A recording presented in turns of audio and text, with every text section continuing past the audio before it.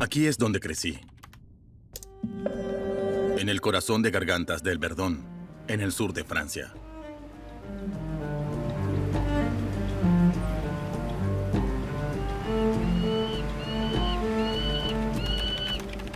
En una comunidad budista tibetana llamada OKC.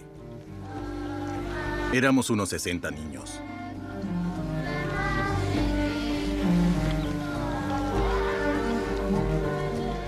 Ese soy yo. Tenía 5 años cuando mis padres me dejaron en este lugar, conocido como el Castillo del Sol. Mi infancia consistió en orar y mostrar humildad. No vi a mi madre durante años.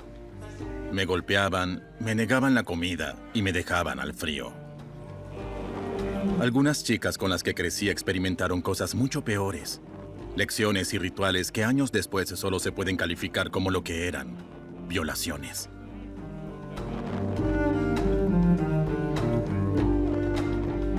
Todo en nombre del budismo, una religión libre de toda sospecha en Occidente.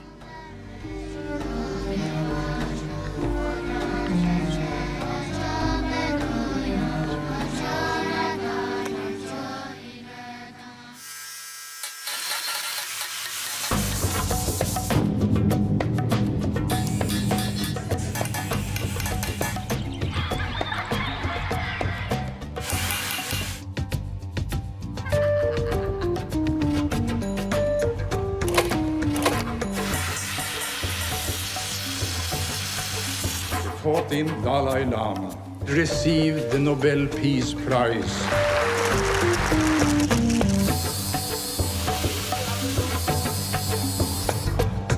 This is not right. Teachers should not have sex with students.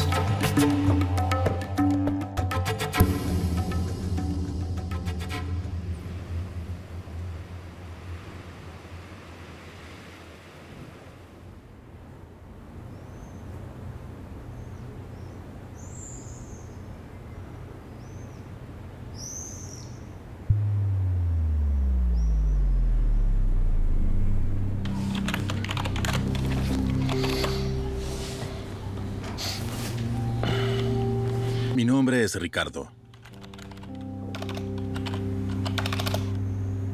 Y tengo 40 años. Durante 6 años he estado luchando por llevar a juicio a nuestro antiguo maestro, el Lama Kunzang. Su verdadero nombre es Robert Spatz. Spatz nació en Bélgica. Fue uno de los primeros occidentales en fundar una comunidad budista en Europa. Es un maestro reconocido del budismo tibetano, un lama.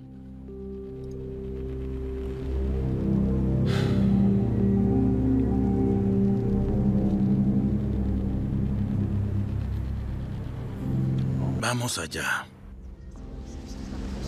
Hoy soy el vocero de los 23 demandantes en el juicio contra el Lama Kunzang. ¿Es usted demandante? Hola, sí, Ricardo Méndez. En la actualidad, Robert Spatz vive en el sur de España y no ha comparecido. Los cargos son explotación laboral, secuestro de niños y abuso sexual.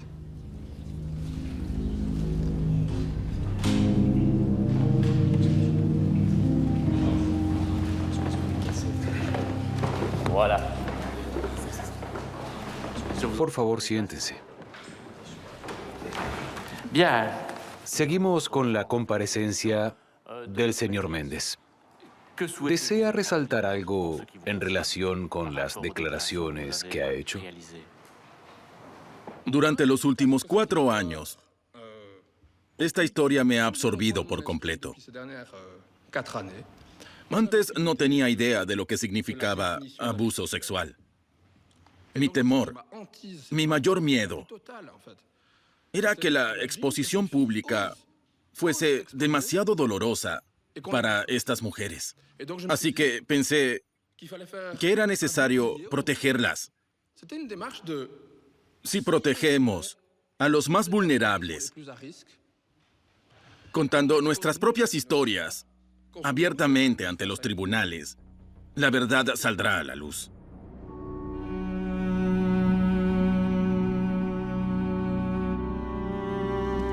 Madame, je vous en prie.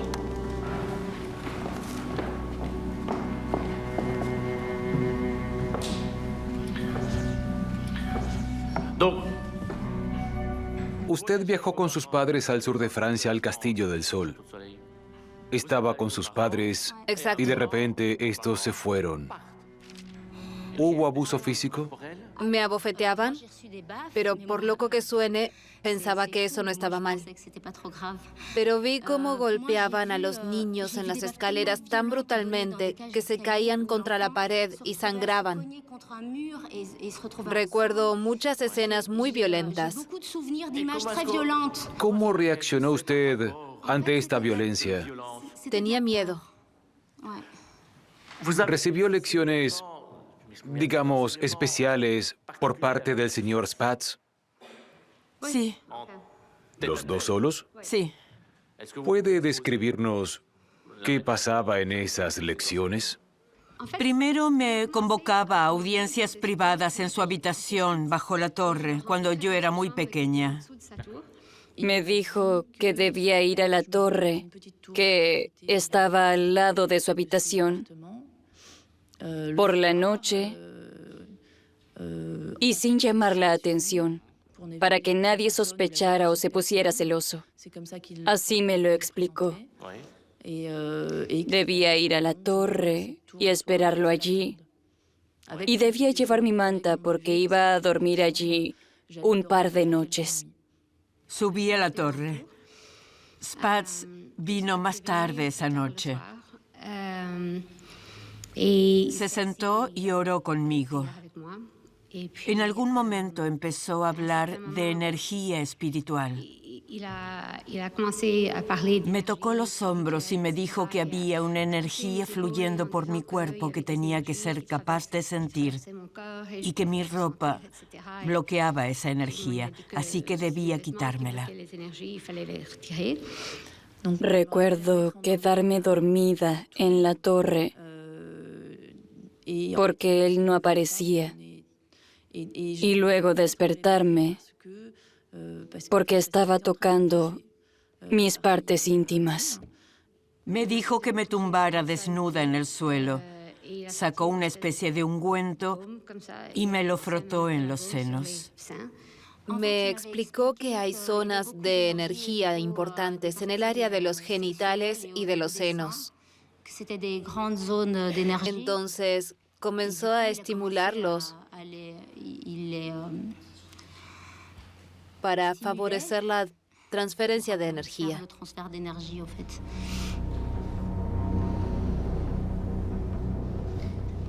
Spatz había alcanzado la iluminación, así que lo entendía todo, era omnipresente. Sabía lo que pensábamos y sentíamos, conocía nuestras vidas pasadas y con ellas nuestro karma bueno y malo. Era extremadamente generoso, porque pudiendo vivir en el nirvana, había elegido quedarse con nosotros en la tierra para ayudarnos en este horrible lugar donde todos sufrimos. Y lo hacía solo por nosotros, así que nos ordenaba hacer cosas que podían parecernos injustas, extrañas, algo locas o sin sentido, pero debíamos seguir sus instrucciones al pie de la letra para así alcanzar la iluminación. Si lo entiendo bien, tenían que seguir y obedecer ciegamente las instrucciones del lama. Sí, si a mí me violaban en esta vida era porque en una vida anterior había sido un hombre que había violado a una mujer. Mi castigo era revivir como mujer la experiencia de la violación para purgar mi mal karma y acercarme así más a la iluminación. ¿Eso es lo que le enseñaba? Sí, así nos lo explicaba. Eran las lecciones del señor Spatz. Así es.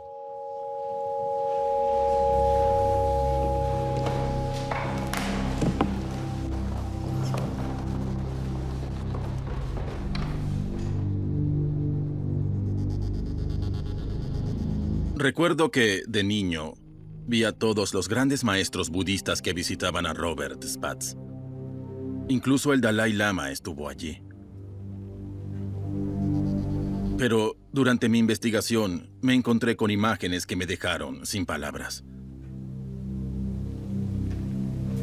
A principios de los 90, cuando estábamos pasando por un infierno con Robert Spatz, Hubo una reunión entre el Dalai Lama y maestros budistas occidentales. Hablaron durante horas sobre abusos sexuales y económicos en comunidades budistas. Así que el de Robert Spatz no es un caso aislado.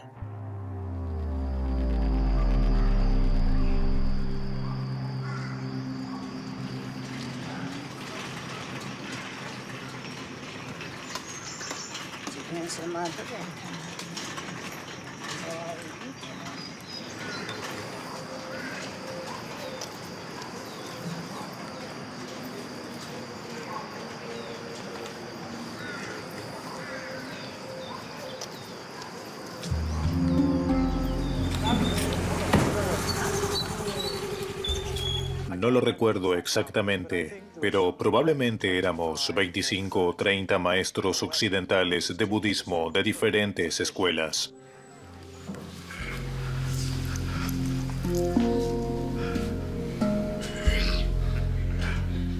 Nos encontramos con el Dalai Lama 7 u 8 veces a lo largo de 3 días. Nos concedió mucho tiempo.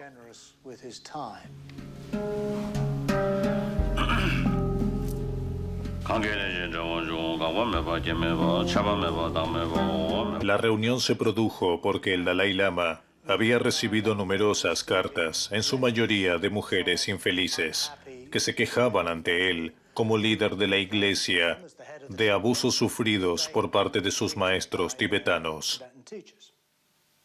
Algunos maestros de Estados Unidos y Europa eran conscientes de que había varios escándalos de índole sexual y ético que poco a poco iban saliendo a la luz y querían hacer algo al respecto.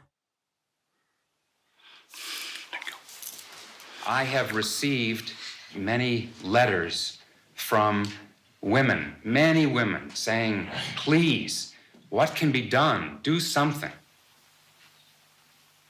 I also received some letter about sexual abuse, ethical issues, these things.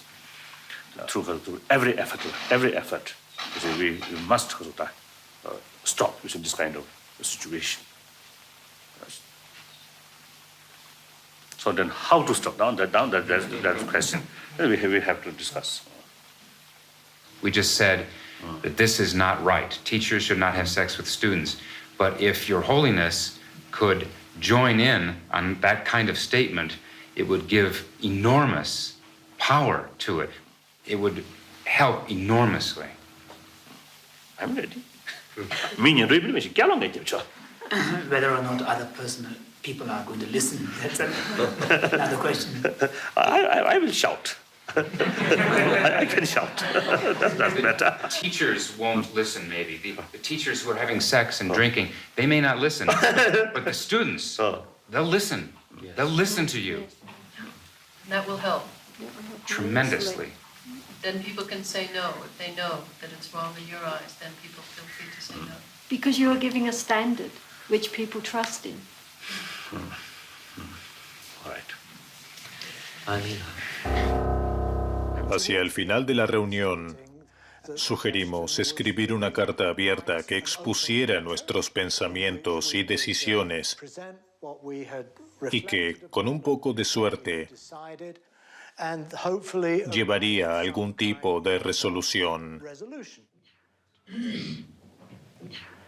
From March 16th to 19th, 1993, a meeting was held at Dharamsala between His Holiness the Dalai Lama and a group of 20 Western Dharma teachers. Se me encargó escribir esta carta y leérsela a su santidad el Dalai Lama. I read this paper back to His Holiness. In recent years, several Asian and Western teachers have been involved in scandals concerning sexual misconduct with their students. Students should be warned against the dangers of falling prey to charisma, exalted titles, exoticism. One better way of doing this is, instead of citing these points as if they were sort of summations of His Holiness's responses, rather we could present them as some sort of consensus that we arrived at. Actually, it's the reality also like that. Everyone participated. So everybody takes.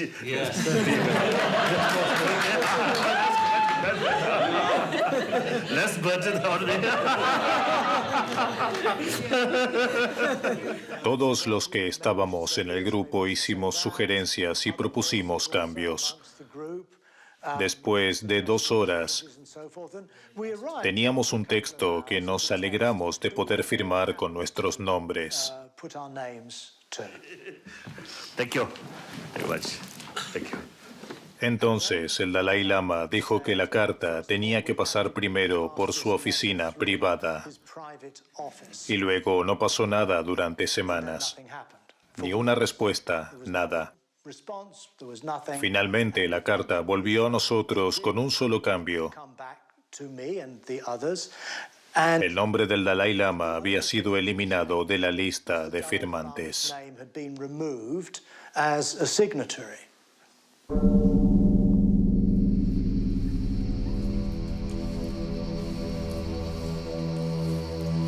Cuando era niño veía al Dalai Lama como la personificación de la bondad.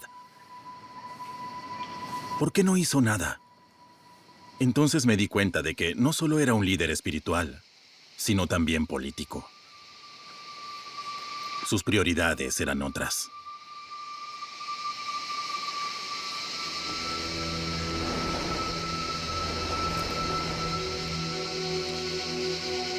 En 1959, les Tibétains viennent d'échouer dans leur révolte contre Pékin. Bilan, 10 000 morts, l'échec d'un espoir et la longue nuit de l'exil dans un petit village de l'Inde pour le meneur de la révolte, le 14e Dalai Lama.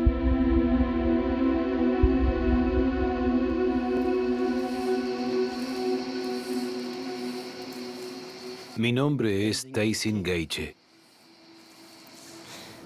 Trabajé en la oficina del Dalai Lama durante más de 40 años.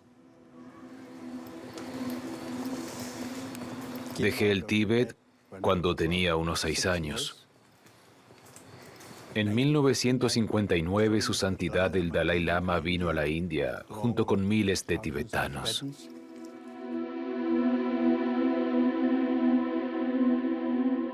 Allí formó un gobierno y continuó lo que estaba haciendo en el Tíbet.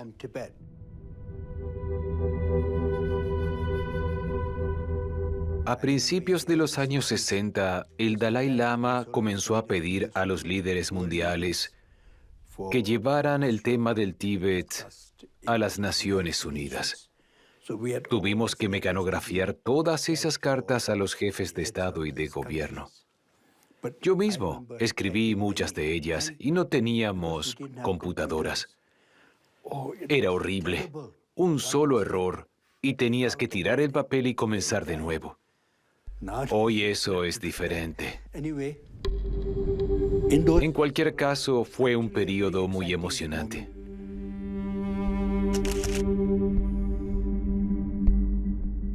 El Dalai Lama es a la vez una figura política y religiosa. La dimensión política siempre estuvo ahí, desde el principio. Habían huido del Tíbet y estaban en el exilio, después de haber sido expulsados y perseguidos. Muchos habían muerto. Entonces llegaron a la India y tenían que encontrar su lugar. Necesitaban aliados.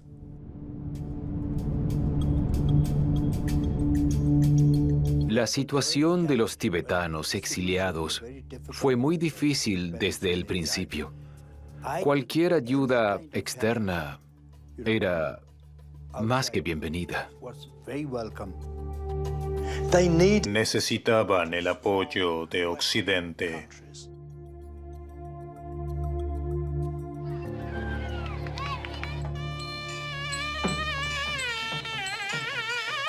Los occidentales son gente muy curiosa. Les gusta ir a lugares, explorar, encontrar cosas. Como en Dharamsala, por ejemplo. Es interesante que al principio eran sobre todo los hippies quienes venían.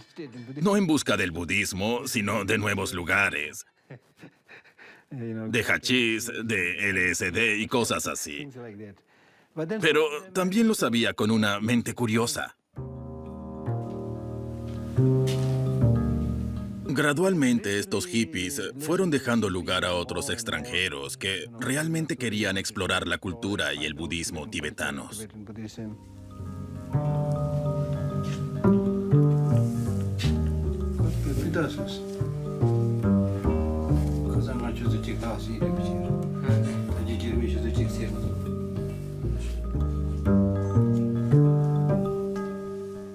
Soy el director de esta institución llamada Biblioteca de Obras y Archivos Tibetanos.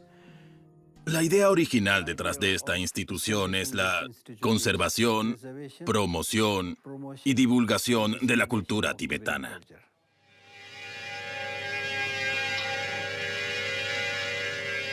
La búsqueda de la verdad, de la sabiduría, del conocimiento, de mí mismo.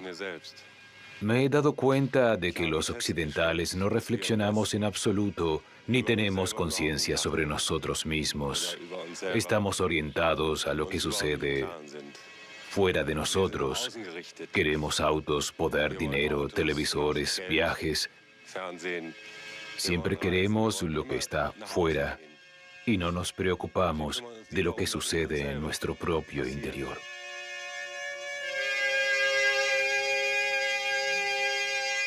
Nosotros, los hippies, seguramente no éramos los mejores candidatos para esa tarea, pero al menos representábamos aquel mundo. Éramos un canal hacia el mundo exterior en el que ahora los tibetanos se encontraban.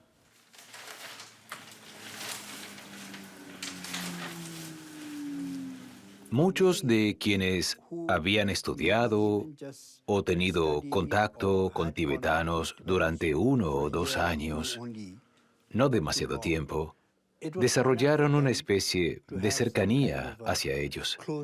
De modo que tras salir de Dharamsala, se involucraban en algún centro budista o grupo de apoyo al Tíbet.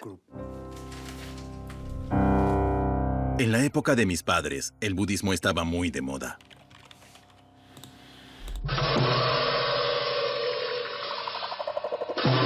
La France est en train de découvrir le bouddhisme. Des cérémonies comme celle-ci se multiplient et permettent facilement à des jeunes d'entrer dans cette religion.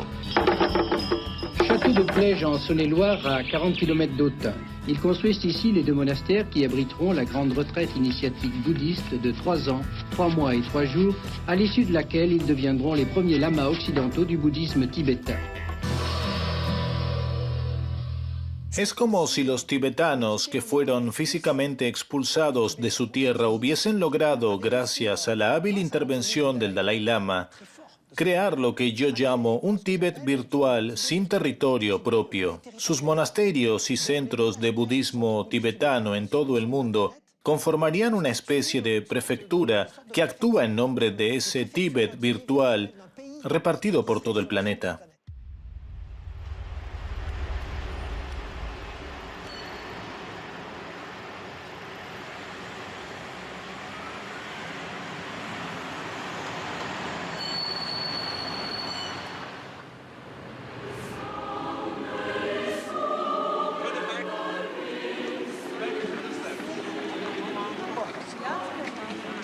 El Dalai Lama se dio cuenta de que tenía que combinar las dimensiones política, espiritual y cultural. Gracias a las necesidades espirituales de Occidente, podía salvar la cultura tibetana, usando esas necesidades para ejercer presión política sobre China. 14th Dalai Lama, will you please enter the podium and receive the Nobel Peace Prize for 1989 with a gold medal and the diploma.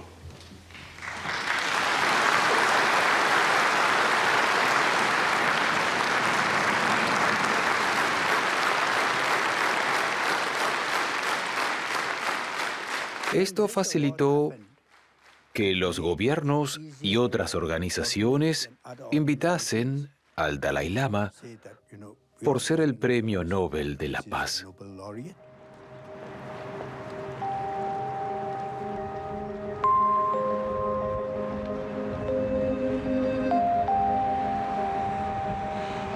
Pese a desempeñar un papel más bien subordinado, la rama tibetana del budismo es la que mejor se ha exportado.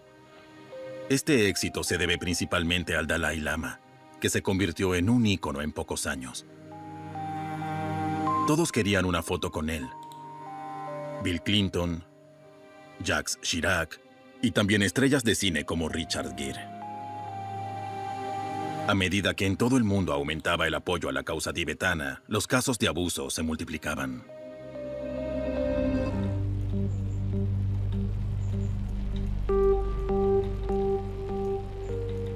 Soy uno de los pocos periodistas que se ha especializado exclusivamente en el tema del abuso en el budismo durante años. Cada 2 o 3 semanas alguien se pone en contacto conmigo para contarme un caso de abuso en algún lugar del mundo.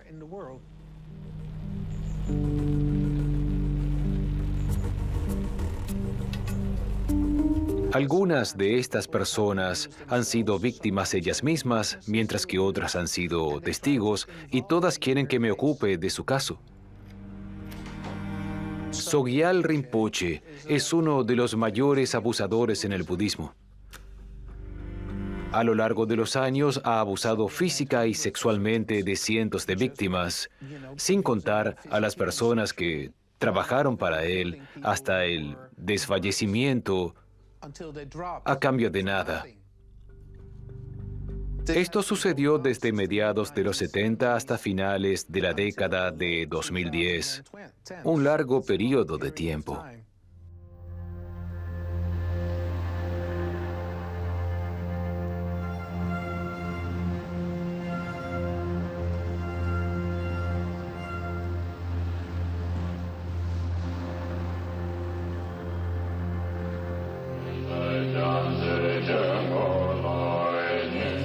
Ces fidèles appartiennent à une école bouddhiste de tradition tibétaine. Ils sont membres d'une association internationale appelée Rigpa et fondée par le lama Sogyal Rinpoche, né et formé au Tibet, mais aussi à Cambridge. Llevo muchos años viviendo en Occidente, así que sé un poco de cómo vive la gente aquí. Lo que yo enseño no es budismo tibetano, sino que intento transmitir las lecciones de Buda. Lo intento, lo que no significa que lo logre.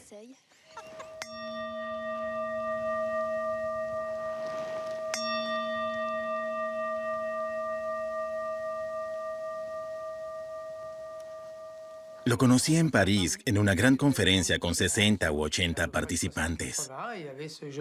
Allí estaba aquel joven lama llamado Sogyal Rinpoche, que hablaba muy bien inglés. Era muy dinámico y denunciaba de manera convincente los excesos del materialismo y el fracaso de la sociedad occidental en su búsqueda de la felicidad. Tenía una visión espiritual de la existencia, pero a la vez muy concreta y conectada con el mundo moderno, lo que en ese tiempo resultaba extraordinario.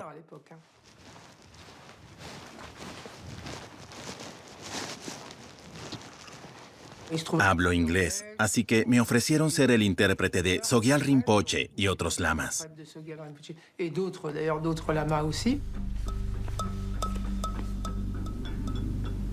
Así es como terminé convirtiéndome en presidente de la filial francesa de Rigpa.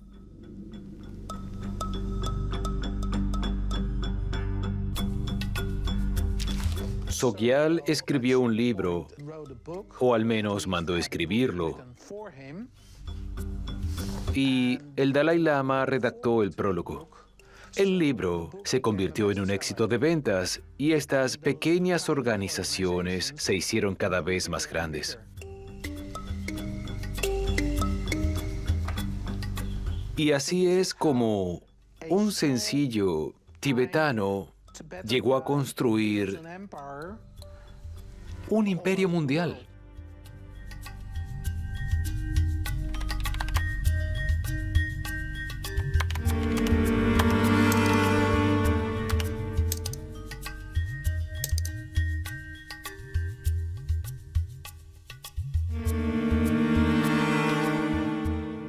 El libro fue un gran éxito en el mundo anglosajón en 1992 y un año después también en francés, alemán y otros idiomas. Cientos de personas acudían a los centros.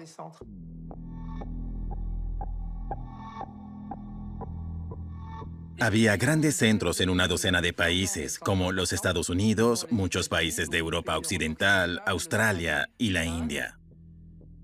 Y se crearon filiales más pequeñas en otros países. Sogyal Rinpoche fue un excelente empresario. El rey de las startups del budismo tibetano, por así decirlo.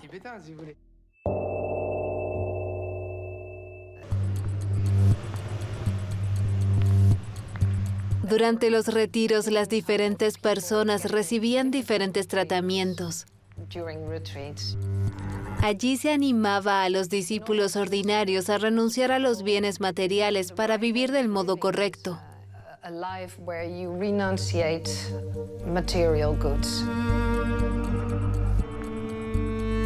Y luego estaban el círculo íntimo, los lamas y la gente importante, que vivían en el lujo y comían exquisitamente. Así que había una gran diferencia entre los discípulos a quienes se les pedía que vivieran austeramente y el lujo que veía del otro lado.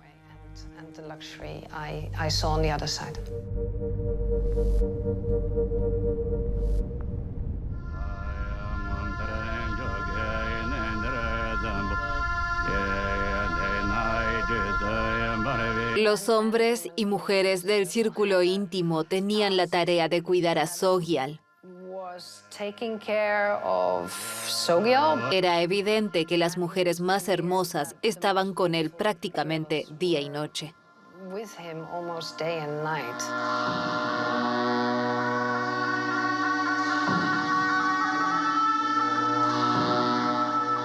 Aún así, yo aceptaba que estuviesen allí, sin preguntarme si quizás tenían otro tipo de relaciones con él.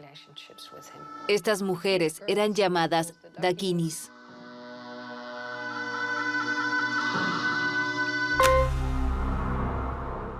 Las dakinis debíamos estar disponibles en todo momento para atender cualquier necesidad del maestro. Teníamos que acompañarlo a todas partes las 24 horas del día. Dormíamos a los pies de su cama apenas unas horas. Al principio yo dormía unas 2 horas por noche. A veces quería ir al baño, o comer, o que le rascaran la espalda. Había que lavarlo. No lo hacía él mismo. Recibía ayuda en todo. No hacía nada por su cuenta. Poco a poco me di cuenta de que estas hermosas mujeres tenían relaciones sexuales con Sogyal.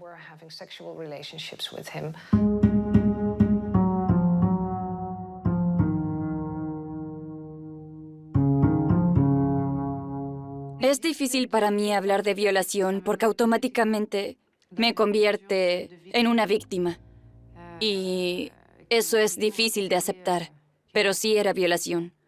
Un hombre gordo, viejo y poderoso echaba el cerrojo a la puerta, se abalanzaba encima de ti y te amenazaba.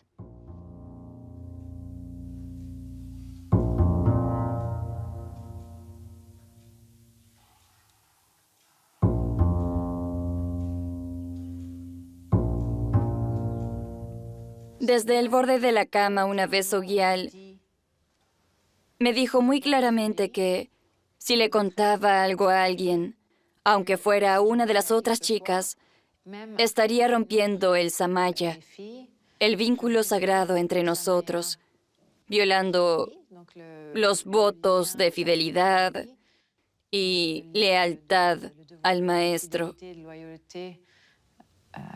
Y eso tendría terribles consecuencias para mi karma y el de mis seres queridos. El hecho de que Sogyal exigiese a sus discípulos, especialmente a las discípulas, ser sus concubinas y tener relaciones sexuales con él, no tiene por qué ser una transgresión de las normas budistas. Estas cosas existen en el budismo tibetano tántrico de origen hindú, así como también existen textos que mencionan estos ritos sexuales. También existen una especie de métodos hábiles, o upaya, según los cuales, para convertir a alguien al budismo, el maestro puede utilizar cualquier medio posible, incluidas la violencia y la mentira.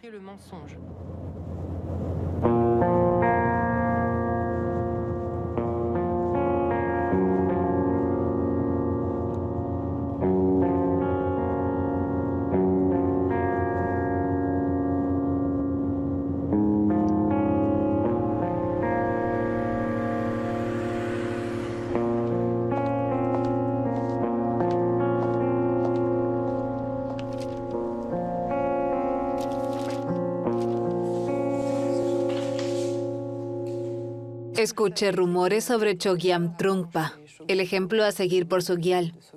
Lamas como él tienen a mujeres con ellos todo el tiempo.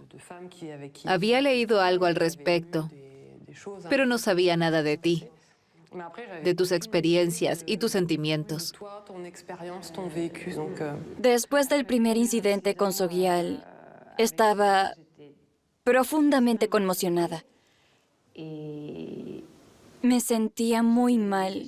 No sabía qué había pasado ni cómo tomármelo. Y recordaba con claridad que me habían prohibido hablar con absolutamente nadie sobre el asunto. Entonces, durante una de las lecciones de Sogyal, caminando por el patio de Lerab Ling, me crucé con Sigar Kongtrul, un maestro tibetano de la misma orientación que Sogyal, muy abierto hacia Occidente y que hablaba inglés con fluidez, una especie de gurú, de lama moderno occidentalizado. Le dije si le podía hacer una pregunta y con lágrimas en los ojos le pregunté qué significaba ser una consorte, una concubina. No dijo nada al principio. Creo que entendió perfectamente por qué estaba llorando. Luego respondió que tener una relación así con un maestro representaba una gran oportunidad. Así que una vez más, un maestro que veía lo que estaba pasando, que era testigo del sufrimiento, se quitó de encima la responsabilidad. Eso coincide con lo que he leído sobre el séquito de Trungpa y el séquito de Sogyal.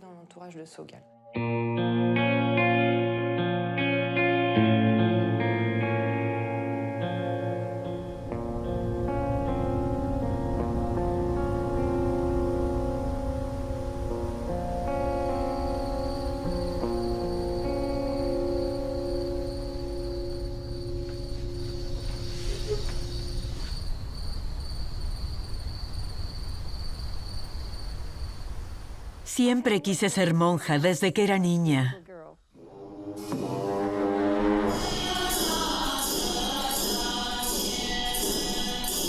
Pero no creía realmente en el cristianismo, así que no sabía cómo, aunque siempre supe que sería monja. Entonces me di cuenta de que la sabiduría budista era lo más importante en la tierra. En el budismo, el objeto de tu devoción debe ser completamente puro. El problema es que el gurú tiene todo el poder y el discípulo es totalmente impotente. Si el gurú no es perfecto, la devoción total es muy peligrosa.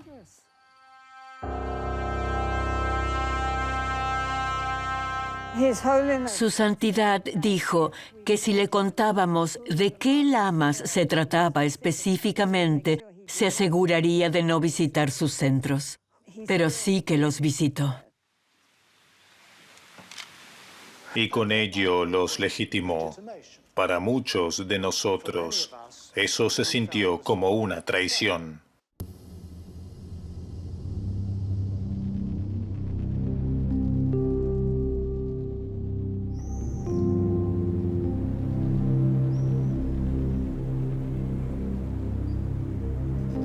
No solo el Dalai Lama fue presentado como garante.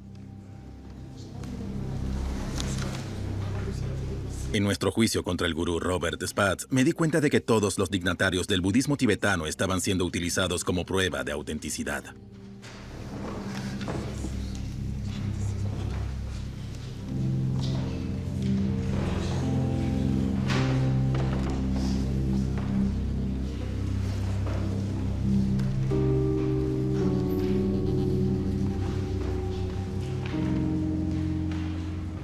Ahora mostraré a la testigo una serie de fotografías. ¿Puede comentar y ponerle fecha a esta primera foto?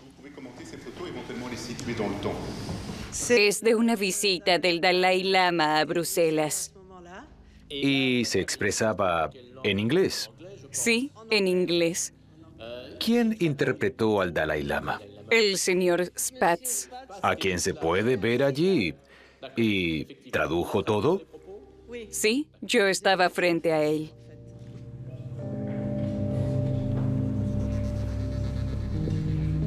¿Dónde es eso? En la Zampa. En Bruselas, ¿verdad? Y estos son... Matthew Ricard, Robert Spatz, Rabiam Rinpoche y un monje que lo acompañaba, pero que yo no conocía. ¿Del monasterio de Shechen? Sí, exactamente. Entonces, el señor Spatz siempre está rodeado de personas reconocidas en la religión budista. ¿La autoridad de estos maestros no está en entredicho? No, en absoluto. Todo lo que ganábamos teníamos que donarlo. No solo a Rigpa, sino como ofrenda al maestro, que era más valioso que cualquier otra cosa. No había nada más precioso que él. La gente pagaba por participar en conferencias y en retiros. Durante toda una hora te contaban que ese era el momento más precioso y había que valorarlo. ¿Y por qué había que donar en metálico de ser posible? No dejaban de repetirlo todo el tiempo. También había ceremonias en las que se daban regalos, especialmente a Sogyal. Podías darle joyas o lo que quisieras.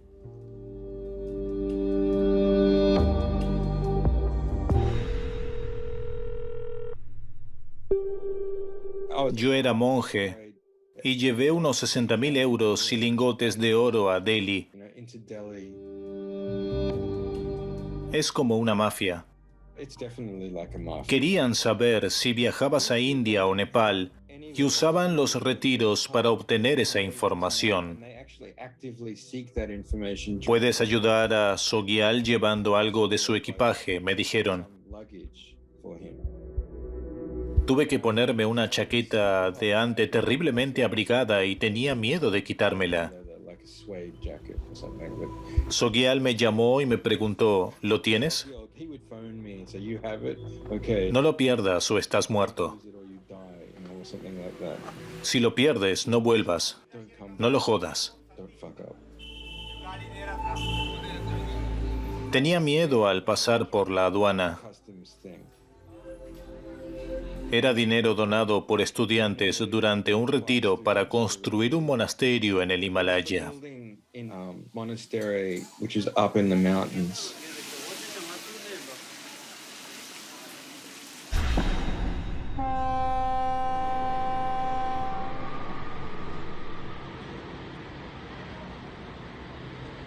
En septiembre de 2018, el Dalai Lama visitó Europa.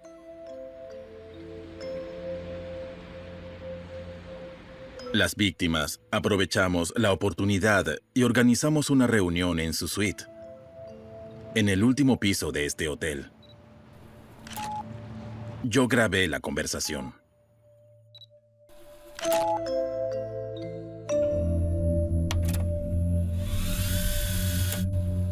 Kase, Ogyen Kyunsang Choling is using your image. Yes. And they are using this in court, in a judicial trial, as a way to legitimate a Buddhist center. This has to stop. We have to do something. I think at least 15, 20 years ago, at Dharamsala, one Western Buddhist teachers conference. Now I got some material to criticize. Yeah, we Yes. do this. So that in the future You should not put whole responsibility on my shoulder. No. Lama.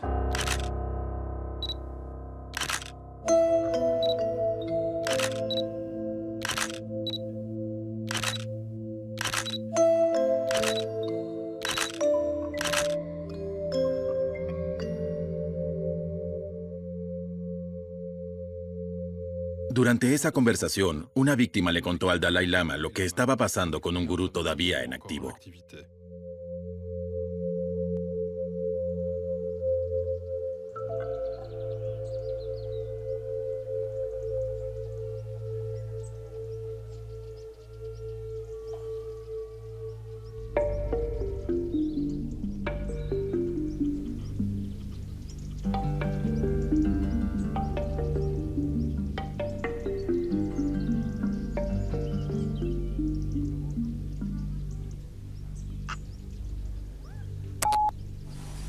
If you're serious, then self-discipline come.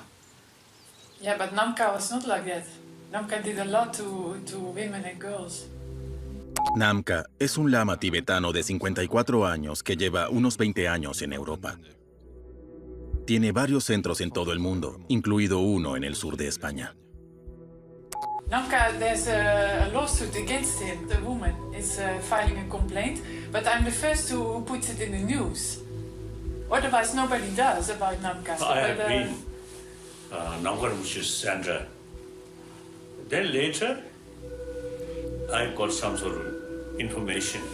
He, because of that too much, not a genuine Buddhist practitioner. Yeah. So now this material we need. Yeah. So that panda. Eso no solo me pasó a mí. En Occidente, muchos lamas han vivido esta situación. No culpo a su santidad el Dalai Lama por lo que dijo. Tenemos una muy buena relación y entiendo su respuesta. Conozco a la holandesa que habló con su santidad. Fue discípula mía durante muchos años. Pensaba que me adoraba. Ahora que lo pienso, tal vez ella estaba enamorada de mí. En el Tíbet, cuando una mujer ama a un lama, le dice: te amo, pídeme lo que quieras. Y el lama le responde con un sí o un no. Es diferente en Occidente. Aquí la mujer lo intenta de forma indirecta y por la espalda. Y si no funciona, se enoja y acude a los tribunales. Por supuesto, he cometido muchos errores al tratar con mis discípulos porque no estaba familiarizado con la forma de pensar occidental. Hay muchas prácticas diferentes en el budismo tibetano. Algunas de ellas no son ilegales y tienen efectos muy beneficiosos, así que deben ser enseñadas. Otras son incompatibles con el lugar y el tiempo en que vivimos y no encajan en la mentalidad occidental. Pese a una denuncia contra Namka en Suiza y varios avisos a la oficina del Dalai Lama, este no ha respondido, y Namka continúa enseñando el budismo tibetano.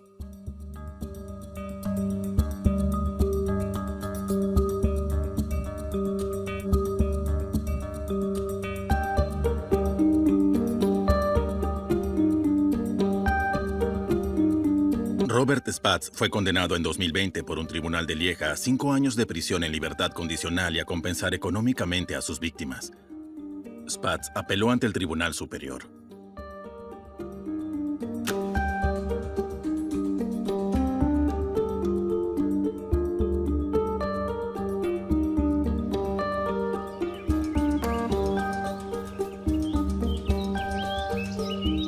El Castillo del Sol sigue recibiendo huéspedes y OKC nunca ha cuestionado el legado de Robert Spatz.